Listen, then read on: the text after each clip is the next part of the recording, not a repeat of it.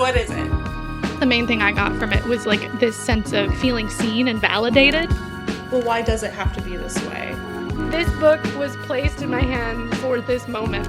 Insightful, learned a lot, wrote some quotes that I'm ready to like paint on my wall. I love this book! That we just kind of pull out some of the big themes that we see and talk about a few different ones. I apologize if most of my contribution has K-pop references. Alternative book title, The Feminine Mystique Part 2. You were really just gay all along. Welcome to Book Club. With Julia.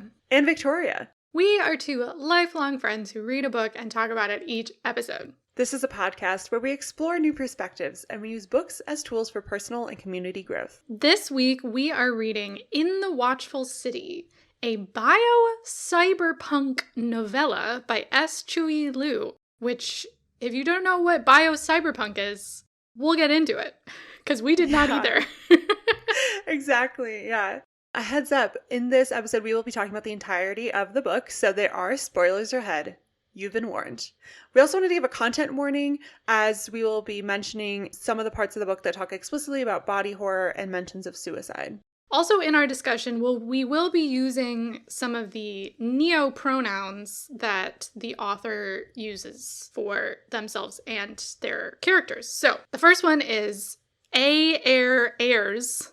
So if you just think of it like they, their, but then you take off the. So it's just air. That pronoun is used for the author and the protagonist, whose name is Anima. And then there's a secondary character named Vessel, who uses the pronouns she, sir, sirs. And it's like she, her, but instead it's she, sir. That's how I think of the vowels. It's like, yeah. Once that clicked into place, everything made more sense. I was like, oh, the vowels change sounds like any other pronouns. Anyway, so we will be using those throughout the author bio, the episode description, discussion, etc. If you hear one of those sounds, you don't recognize it, that's what we're talking about. And go look it up. Educate yourself. Yeah, when I was prepping for this episode, actually I found this resource. We'll link it in the show notes, but it was like a game to practice using different pronouns in like the right context. Oh, that's cute. Unfortunately, the tool doesn't have airs pronouns in it yet, but they have like they and e and z and she. But anyways, you can practice with them. I thought it was really fun. And like the nerd in me was like, yes, I want to know what part of speech this is. It's a pronoun in the reflexive sense. Yeah. I was like, oh my gosh, I'm a nerd. But yeah, there's some cool tools out there to practice using neopronouns. Dude, yeah, reflexives are hard. Just takes a little practice. Takes some practice. And then you get it. If you want to support our show, you can obviously rate, review, subscribe on any of your podcast platforms, whichever one you use. We're on basically all of them. And any book links in the show notes will link to our affiliate page on bookshop.org, which sources exclusively from indie bookstores. And if you purchase a book using one of our affiliate links, we get a very small kickback, which helps us buy books. And finally, if you want to monetarily support the show, you can go to buymeacoffee.com/bookclubwithjv and get some of the behind the scenes stuff on things that we're thinking about, things that we're doing. You can help us pick books. And we're very excited. We're going to be doing a review/reaction series just for members of the new Apple TV show Pachinko, which is adapted from the book that we did a couple seasons ago that we're very excited about. That's going to start in April. Yes. So we're going to be slightly behind the episode releases because they're releasing the first 3 episodes all at once. It's a lot. It's going to take us a little bit. Yeah. Also because I'm part of it. If it was just Julia, she'd be like, I'm ready. But I'm a little bit of a slow TV watcher. But I'm really excited to watch the show with you, Julia, and talk about it off the cuff and share our unfiltered thoughts with our book club members. Unscripted, unedited. We might swear. I don't know. If you want to watch it, become a member. It's only $3 a month. It's very, very cheap. Because we want you to get involved and hang out and come say hi. So let's get into it.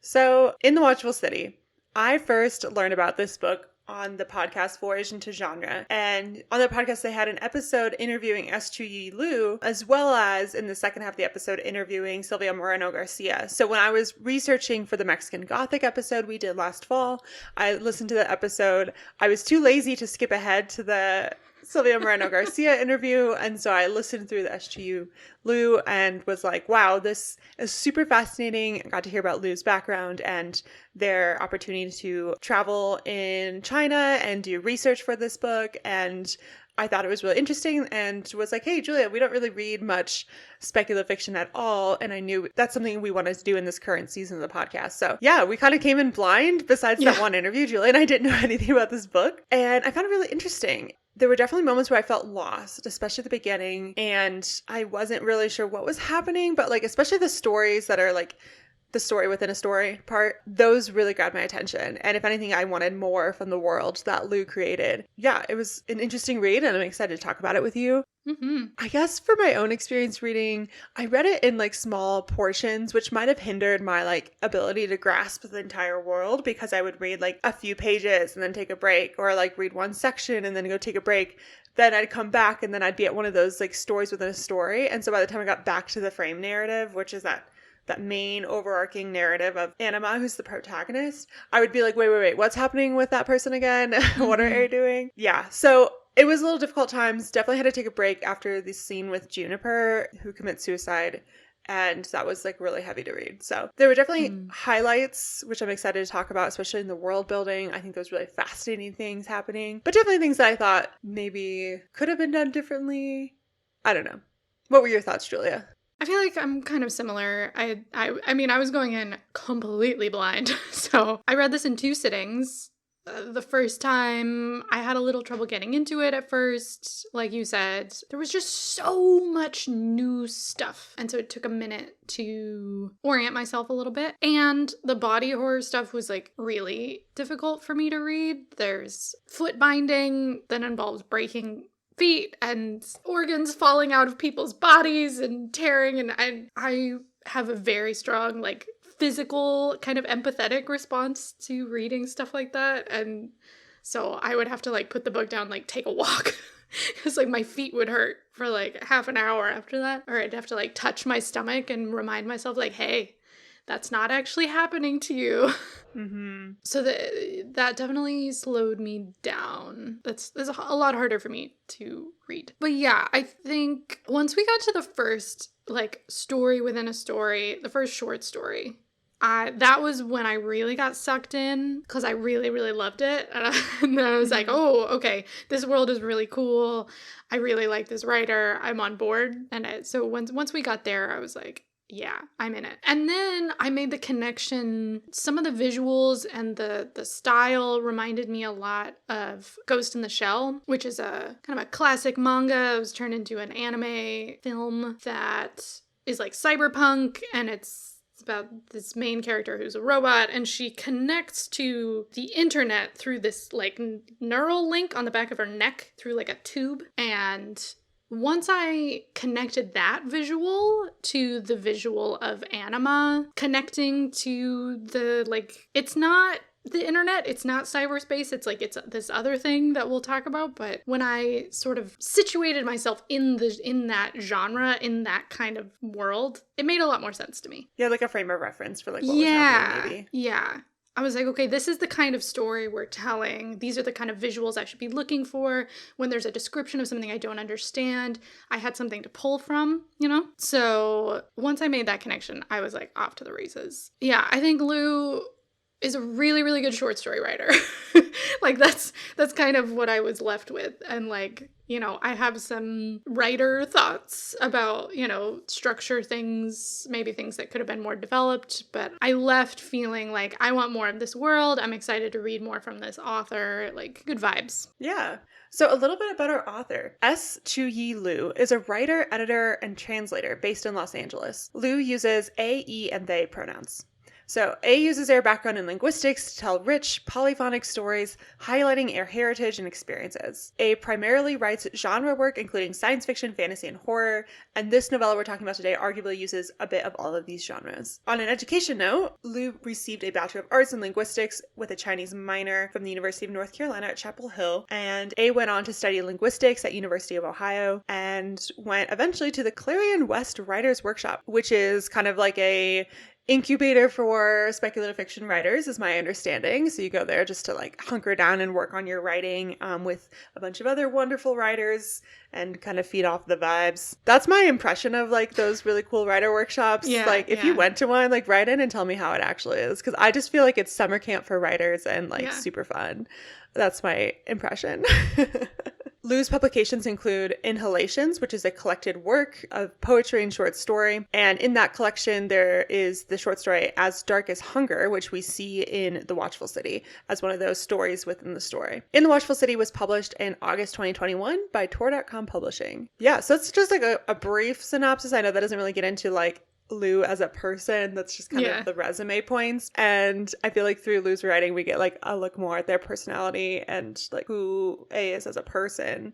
Let me see if I can summarize this little novella we've got here. In this book, we follow the experiences of Anima, who uses the pronouns A-air, who is a sort of enforcer, and A sinks into this goo and is like permanently connected through this like neural link that I was talking about to the minds of like everyone in this city called Aura.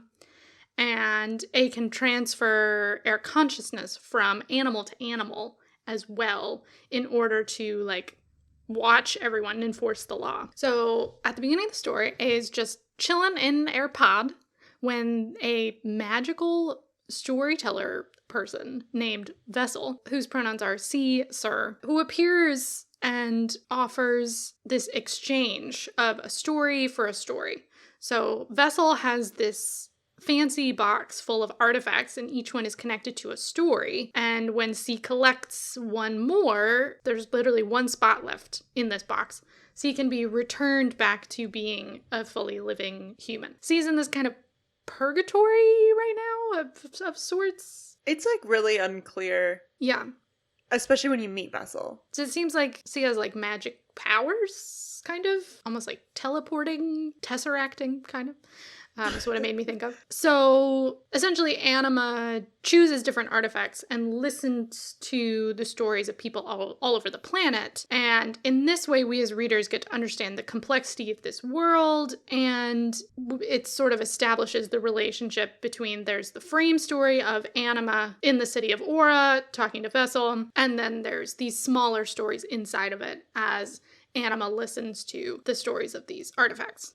As we get into Anima's story, A's sort of doing her job and feeling very conflicted about it. And the stories start to influence Air's opinion on their place in the world, the way that their society works. And then one of the citizens of Aura commits suicide, and Anima feels like A has sort of failed at her job. And Anima decides to gift Vessel with the sort of the link, the stem that connects Anima to the city, as long as Vessel will take Anima out of the city. And so the story ends with them sort of completing their tasks and like embarking on their new lives with a fresh start.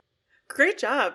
I was like, there's a lot in there. There's some like talking snakes, and there's like, yeah, the animals are fascinating. Anima has a backstory of her parents leaving, and Vessel, we just don't know. But like, yeah, there's kind of a lot, but I think that's a good like summation of like that main story. And then in our discussion, we'll kind of highlight some of those stories within a story from that box that we really enjoyed. Mm-hmm.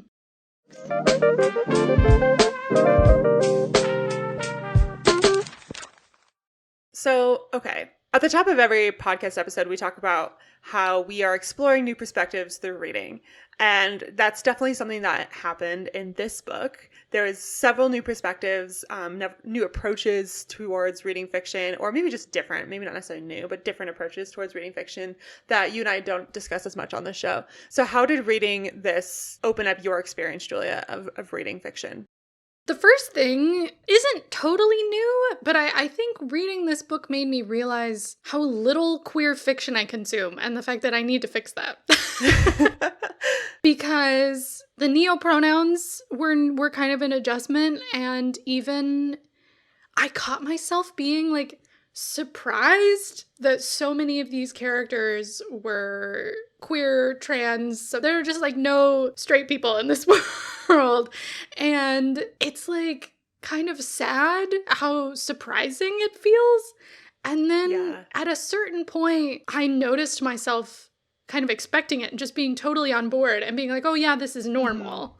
You know, and it was a nice reminder of like, you know, spend time in the kind of stories, in the kind of world that you want to inhabit, you know, because we adapt to things so easily. Like once I figured out the pronoun or the vowel switch on the pronouns, I got used to them so easily. It was a nice reminder for me of like, hey, you should read more queer fiction because like I just want that to feel normal. I want queer stories to feel normal, and I feel like it shifts your expectations of what the world can be. Yeah, I definitely feel like the number of queer fiction books I've read in the last year, I could count on two hands. And like all the years before this past year, I could count maybe on one hand. Yeah. You know, like my like ramp up to reading more queer fiction has been exponential growth in the past year, but it's still like so small. But I enjoyed this book, and I agree. Like I think even if we are embracing queer fiction, there's still these like deep-seated knee-jerk reactions we might have, even if we're like, we're like, this is awesome, I like this, I want more of this. That sucks that my first reaction is like, oh, their partner's like a different gender than I thought, or this character uses what pronouns, and it's like, at least part of me is like really grateful, and this is why I love reading fiction, is that I can have that knee-jerk reaction in the safety of a book experience where I'm like, yeah, okay, Victoria, like this might feel a little different, and you may be upset that you're even having this reaction. You don't want to be having this reaction. You want to be like completely 100% on board from the very moment that you like enter this space. But it's okay. And like, let's keep reading and make this more and more normalized for ourselves. And hopefully we won't have that head turn quick reaction in real life when like that is affecting the person that I'm interacting with. If I were to perhaps be like, wait, what are your pronouns? It is. It's like, it's a safe environment to like experience new realities, you know? And explore what that looks like, and hear from a non-binary author herself to be like, this is the world I imagine. Here, come along with me. By the end, you're like, kind of miss it. You're like, yeah, oh, that was really you go back nice. to a normal book with like only 2 pronouns, and you're like, lame. Boring. As we've discussed on this season of the podcast, we've been reading more speculative fiction because it's taken 9 seasons for me to finally be like, yeah, Julia, let's expand. Tell me more about fantasy and sci-fi. So yeah, it was exciting. And like, this episode's coming out after the 5th season and Story of Your Life. But in the order I read these, I read In the Watchful City first. So this definitely felt like a new immersion into speculative fiction for me. Quite the dive. Head first. Diving in deep. So it was really cool. I think the gleaming, which is what the, I don't know, consciousness that Anima kind of plugs into and is part of, it's called the gleaming. At the beginning, that was very difficult for me to get. And once we learn more about Anima's past, and I feel like in a way, Anima becomes like more... It has more of a personality, I feel like, as we get further into the story. And maybe that's like the point, that like the stories of others bring us life, depth, feeling, and connection. But it just felt like Anima was like this like blank character I did not understand for like the first chunk of the book. And then as we learn more about Anima, I'm like, oh, like maybe I do care about you. Maybe the frame narrative is interesting and not just like holding these short stories together. Because our primary characteristic that you're introduced to is our ability to move between the bodies and consciousnesses of other beings, you know, so a chameleon like that, it's a more difficult character to get to know. Yeah, when like the essence of their being is constantly moving in between. Yeah. And we learn later, like, Air is uncomfortable being in her own body almost. Yeah. Also, as a representative of the city, as the eyes of the city. Yeah. It is interesting. I feel like it's an effective tool for potentially introducing us to what the city looks like, right? Because you can get a bird's eye view, you can get down onto the ground. Like, in theory, I think that could really work. But because it takes a minute to understand, like, wait, who is this and what's happening? It's a lot harder to take in the visuals. And another thing that's interesting, Like, the rules of this world is, I believe Lu describes it as bio-cyberpunk, as I introduced it at the top, right? Which means that, like, cyberpunk is normally very gritty. It's all, like, metal, and it's sort of futuristic. Like, all the plants have died, and there's no food left, and we just eat. We work with robots, and everything's synthetic, and our food is synthetic, you know, that kind of future. Whereas this is bio-cyberpunk, so it's bio-metal. So, like, the trees and the metal infrastructure and nature, sort of, there's a blending of, like, the natural and the synthetic world together in the human beings and the plants and the animals and in the gleaming as well. My understanding, it wasn't totally clear, but I think the gleaming is like chi that comes from the earth, from the planet, and that, like, each city, each territory has, like, a different way of, like, channeling it and using it. I'm not 100% on that, but that was what I gathered by the end, because there were different names for it in different places. But in the city of Aura, it's called the Gleaming. And so that was something that was really new for me, that took me a while to figure out. It was like the cyberpunk that I was used to, but it was also organic. And the birds, like, weren't totally corporeal. And, like, Anima's, like, connection to the Gleaming is, like, in a tree, which is very different from what you might imagine with something like Ghost in the Shell, where it's all, like, metal and gears and stuff. Really fascinating stuff. And I would definitely like to see more of that, because it was so new for me. Yeah, and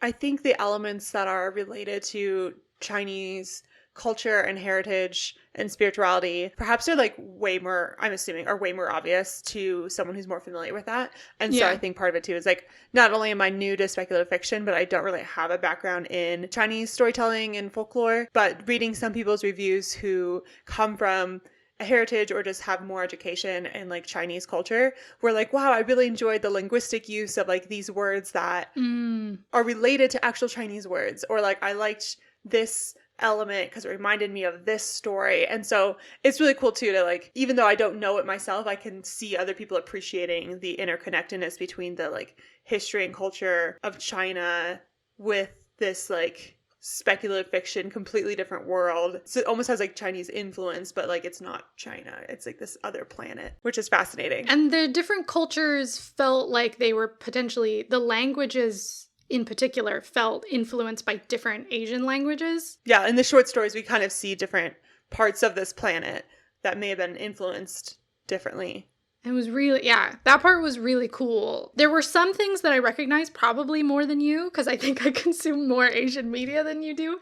But there were still some things where I had to stare at it for a while, because it was like, I don't 100% know if this is a thing that the author made up, or if this is, like, a real thing, or if it's, like, a hybrid between the two. And I felt like something that we talked about when we studied abroad in England was, because you took a class on children's literature where they talked about Harry Potter, and you realized, like, how much of Harry Potter is actually just English boarding school culture, and that J.K. Rowling didn't invent a lot of it. But to Americans who don't know that, is, like, the magical world, right? It's something totally new. Of course they wear, like, gowns because it's Hogwarts. And then, like, a British reader would be like, no, that's what you wear at, like, Oxford and Cambridge. Yeah. And, like, you wear those, like, long robes, not gowns, robes. Yeah, it was funny. And, like, houses being like, oh, that's so interesting. She came up with, that's like actually a thing that boarding schools have. So I think I might, I feel like it may be a similar situation for us reading this book, where it's like, wow, look at all this new stuff. And someone who's familiar with Chinese culture and like folklore would be like, no, that's, like, already a thing. Yeah. So yeah, we're making fun of ourselves on that one. Yeah, definitely. One example of that, of where I had to stare at it to try and figure out if this was something that already existed, was the word duarc. So in one of the short stories, it's about the fall of this empire, and you're reading the letters. Some of the letters are from one of the rulers, and the ruler's described as a duarc. And I stared at it, and I stared at it for so long.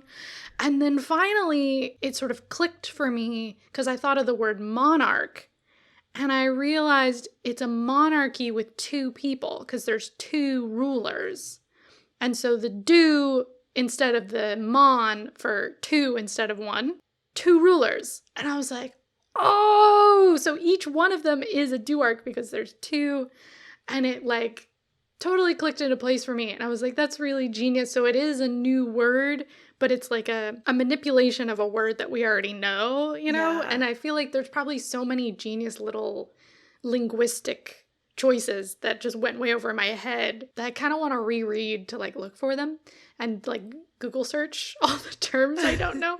And I made the connection to like the word duarch made me really curious about if there's some kind of mythology or ideology about this kind of the two leaders instead of one leader, because the planet has two suns and they're referred to with like male and female pronouns. And it made me curious if like there's some kind of spiritual or kind of cultural thing of like having two leaders. Yeah. I had questions about that, but I thought that was cool. I definitely appreciate like a lot of the linguistic Easter eggs. One element that was a little difficult for me though was kind of the abundance of what I would call like SAT adjectives, like words that like in America we only learned to take our college entrance exams and then like never use again. And there's also all these sci-fi elements, so things that Lu has created new words for. Sometimes they have influence from Chinese or other Asian languages, and so there's just kind of a lot going on. It made it a bit challenging for me. I was really happy I read this one on a Kindle. Like I tend to prefer like paper physical copies when I'm reading, but the Kindle was really nice to be able to just look up things immediately and be like, okay, this actually is a word. It's just a very like lofty English word versus, oh, this isn't a word. This is something Lu made up. It's not in the dictionary. It's not on Wikipedia. And I thought, I don't know. It's like a mixed bag. Again, like I don't really want to make this a huge critique because like I also love language and I love that English has so many words that we can be very, very precise about exactly the connotation we mean because there's like some word that will mean exactly that. But at the same time, there's so much new stuff happening in this book for the reader, especially a reader like me who's not coming in with like a lot of sci-fi background. It was just a lot to kind of take in. And I think that's kind of what slowed me at the beginning to really get into it. Because I was stopping almost every other sentence to either look up a word or reread it to make sure I understood what was happening. Just kind of like a lot of new all at once. But yeah, I mean, that's like an author choice. Like how much, like, I don't know. I think there's something to be said too for authors expecting a lot out of their readers to really engage fully in the world they're creating. Mm-hmm. Yeah, it comes down to author choice. I think if you're introducing something totally new with a lot of new terminology,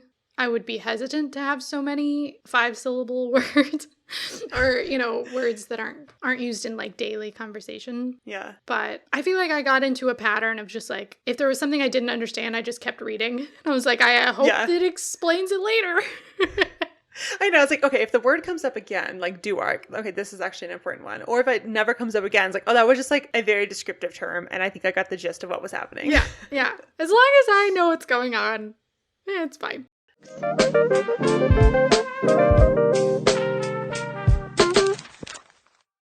So that was kind of like I know we already got a bit into our critique, but like a little bit of exploration of those new perspectives in queer fiction, speculative fiction, Eastern cultural and language influences. The second part of our discussion, Julie and I have gone back and forth on because we're a little torn. Like we have a little critique to offer, but at the same time, we like really want more from this author and really enjoyed the world. So it's like, we don't want to land too heavily on either side of like, this book's amazing, everyone should read it. Cause like, I think there's some things that maybe could be better. And there may be people who really don't like this book for a myriad of reasons. Everyone has their own opinions. But then there's also a part of me that's like, oh, I don't want to like just focus on the things that didn't work because there were so many wonderful stories, which I didn't even mention in the speculative fiction part. The author created an entire new sport. Yeah. Which was amazing. And I really enjoyed reading play-by-play sports stories. But reading about this trans athlete, Qiouyi, and her backstory was like really fascinating. And then going into the ring where they play the sport with spinning cups. And I'm just like, what? It was really, really cool. So Lu's doing some incredible writing here. Yeah. Don't want to like gloss over that. But anyways, so all that hedging aside, what is your little critique from Two Torn Readers, Julia? Yeah. Kind of the vibe that I got reading this book, which was kind of confirmed for me later when Victoria explained more about the author, is it felt like a writer who's kind of in a transition period between writing short story collections and writing novels. This was kind of their like first longer piece, like a publication that's a single story, and previously had done tons of different genres and also critical essays and poetry, tons of other things. Very prolific. And I could kind of tell because it felt like as we both really enjoyed the short stories, and I think the short stories were the strongest part of it. The world building was really tight and clean and like had a complete narrative arc in a couple pages and were just really beautifully done and really moving, and they're really incredible. And then the sort of frame story, the overarching narrative of Anima and Vessel and them making decisions about their lives and stuff fell a little flat for me. And so yeah, it kind of felt like it's sitting, either the book itself or the author is kind of sitting in between writing short stories and writing novel. And I kind of wanted it to be one or the other in a way. Yeah. Of like, I wanted more short stories to fully build out this world and they can all exist in the same universe. Maybe have some overlapping characters because we love those on this podcast. Or do that, or have like a novel where Anima's the main character and we get to spend a lot of time with Air's story because it left me wanting more. Like the world was so juicy and there were so many, like each short story touched on a different part of the world. And I was like, oh my God, I have so many questions. Can we stay there for like 5 more chapters, Yeah. There's a tiny short story that covers like the entire fall of this empire that I was talking about with the Duarcs. And I'm like, what is that story? Like, that sounds insane. Like, can we stay there for a while? There's a story about mermaids that we learn. Mermaids exist and they're being hunted for food.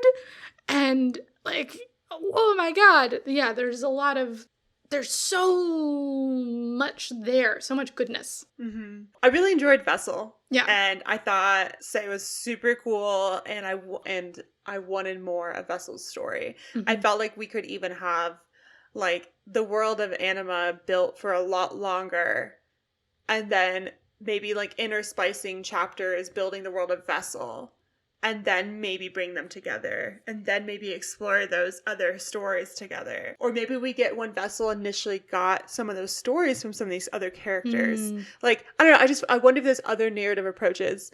Again, one thing we haven't highlighted at all is that like the world of publishing is like not just cut and dry of like, what do you want to write? Go write it and someone will publish it. Like, you are working within constraints. I was talking with a mentor in the publishing space recently who was telling me about how many authors, cut their teeth writing short stories. That's how they can get published and get their name out there. But when it comes to publishing a book, a short story collection from a brand new emerging author doesn't really sell. Like, who's going to buy that? They don't know who this person is. So usually publishers will go with a novel and be like, we'll publish a novel of yours. If that sells well, then we'll give you a short story collection. You have few exceptions. This mentor mentioned Carmen Maria Machado, who we read her collection, Her Body and Other Parties on This, which was a like landmark story collection from this author who was considered new, but even from that short story collection got like multiple like TV deals off of single stories. Like, that's like the exception. Like, the rule usually, I learned, is that you don't get a short story collection until you've like proven yourself that you can sell copies of your writing. So I wonder if, I don't know what the experience was for Qiouyi Lu and what their relationship with their publisher is. Like, I don't know. Maybe this is exactly what Lu wanted to write. Maybe Lu wanted to write a short story collection, was told, no, you need to write a novel. And Lu was like, okay, here, I'll write this instead. Yeah. Which is like kind of straddling the line between a collection and a novella. So those are just like idle thoughts from an idle reader over here. Like, I don't really know. But it's like worth considering too that some of this narrative choice may have been out of Lu's control within like like the agreement of their publishing contract. Yeah. Of like what they would be publishing. I do wonder about the length too, if there was a page limit, if they're like, we won't publish a full novel, but we'll publish a novella, so you only have this many pages. Yeah. Because like Lu crammed a lot of world building into a very small space. And it kind of, I think we both felt pretty overwhelmed by it at the beginning and kind of adapted to it over time, which is, how a lot of new world building goes. But it never really stopped. Like, you were constantly being introduced to new things and new things and new things throughout the entire book, which really demonstrated, like, this is a very developed, thought out world from the author. Like, the author's there's a lot where that came from. And you sort of get that vibe. And something I see with, like, writers in training, so this is people who are with a lot less experience than Lu, is they'll try to put everything, all of their ideas, they're like, this is my one chance, it's my one story, I have to put everything I want to say into this one book, into this one story. And you're like, oh, okay, slow down a little bit, we gotta pare it back a little bit so that things are more clear. It can get a little cluttered. Yeah, it felt like Lu has a lot more to say. And there's a lot more to this world, which on the one hand, it was like a lot to take in and it was a lot to read. But on the other hand, because it was so cool, I was like, I don't understand all of this. But if this writer had like 500 pages, like what could they do? And it made me excited to like read more from them because I'm like, this could be... There's so much there. So again, mixed feelings because I'm like, I don't know if it was executed perfectly here, but also I want you to write more and I want to read all of it.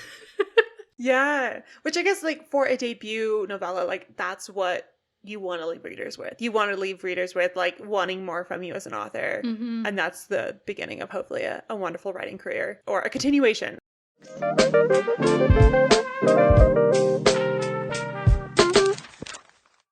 Okay, for readers who enjoyed this book and are looking for other books, films, etc. to continue exploring, what would you recommend? Yeah, so I mentioned Ghost in the Shell earlier. It's a manga series, so there's a lot of books, and there's one film, as far as I'm aware. The anime, not the live action. The live action's the one with Scarlett Johansson. We don't talk about that. The anime. The other night, Grun and I put on a movie and Ghost in the Shell was available like for free on whatever streaming service. And we're like, oh, we'll try that. Because like Julia mentioned this. I know this is like the one we don't talk about with Scarlett Johansson, but I was curious. But then there was commercials and Grun and I were like, nope. So I watched the opening. I watched like the very first scene where you see the robot being created. That's all I watched. I watched the first 5 minutes until there was a commercial break and I gave up. But yeah. So yeah, highly recommend that one. That's a very, like, it's from the 90s, very formative part of the cyberpunk genre. Also, I'm just remembering the Matrix series. Just the first movie. Don't bother with the rest. But the first film, that's also, it was created by two trans sisters. So there's a lot of, like, queer readings of it, is my understanding. That one, probably more accessible. And then Attack on Titan, the anime, for its dystopian politics and world building. And the final season is airing right now, and I'm going to watch it when it's all done, and I'm very nervous.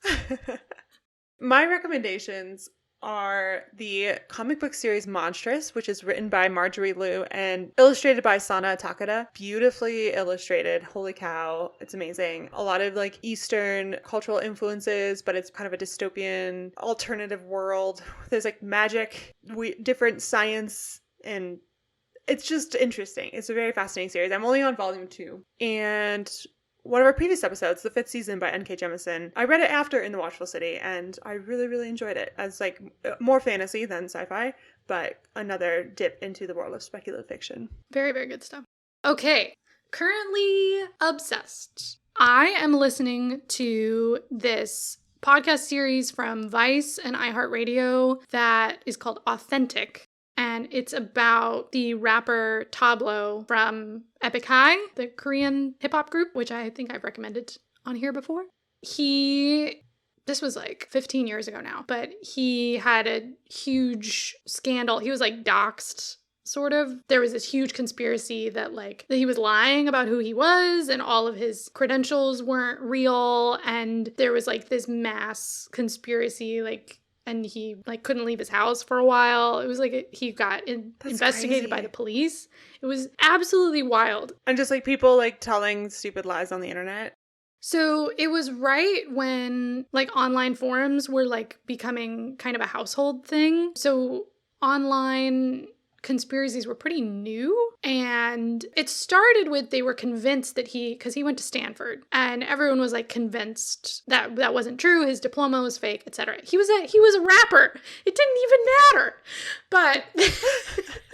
But yeah, there was this online forum that grew to like hundreds of thousands of people and was influencing his daily life. Like there was one time he took his daughter to the doctor, and the doctor was like part of this group. And so they had to leave because he was like so scared that the doctor was going to like harm his daughter in some way. Like it like took over his whole life and was ruling the country for a while. So they like had to get the police involved to like prove that his diploma was real.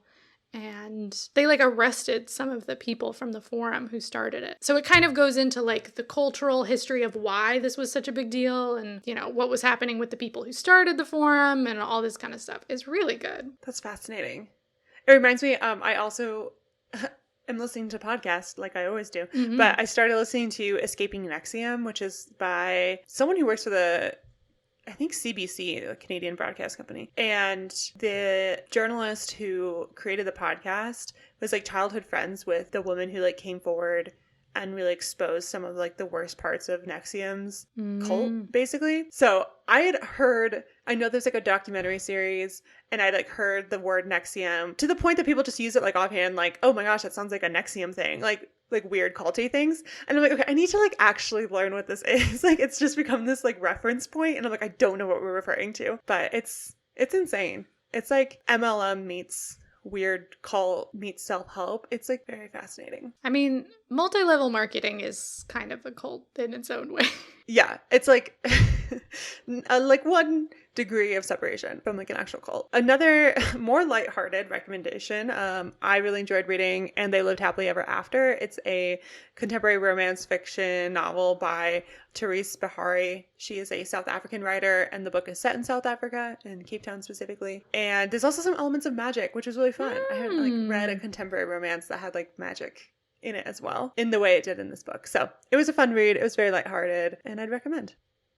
Wow, we really nailed it. We nailed it. I don't want to say we should always record things twice because the audio gets messed up, but like every time we do so much better.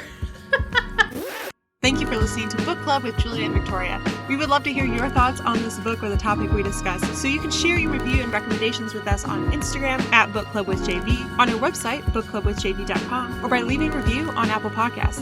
You can also visit our website for show notes with links to all of the recommendations and the things bringing us joy. If you don't already, go ahead and follow us on whichever podcast platform you are listening on so that you can be notified when our next episode is released. This episode was co-hosted and produced by myself, Victoria Bruick, along with Julia Clausen. Rebecca Gasme provides us with project management support. Our music is composed by Greg Bruick, and our logo was designed by Gabby Fabland. Until next time, happy reading.